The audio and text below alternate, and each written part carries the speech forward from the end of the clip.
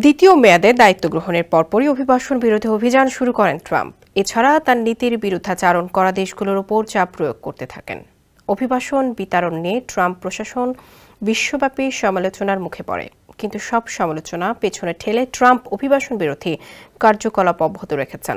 এবার জাতীয় নিরাপত্তার উদ্বেগের কথা উল্লেখ করে যুক্তরাষ্ট্রের প্রেসিডেন্ট ডোনাল্ড ট্রাম্প 12টি দেশের নাগরিকদের ওপর পূর্ণাঙ্গ ভ্রমণ নিষেধাজ্ঞা জারি করেছেন।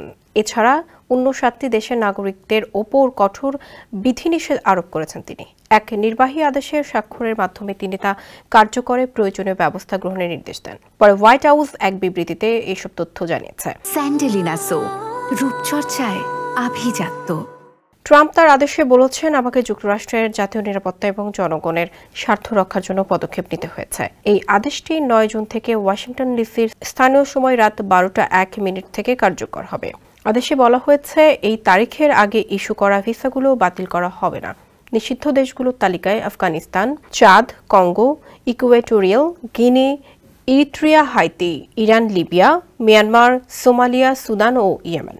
ঘোষিত নিষেধাজ্ঞার পাশাপাশি Burundi, Cuba, Laos, Sierra Leone, Togo, Turkmenistan এবং ভেনেজুয়েলার নাগরিকদের উপর কঠোর বিধিনিষেধ আরোপ করা হয়েছে।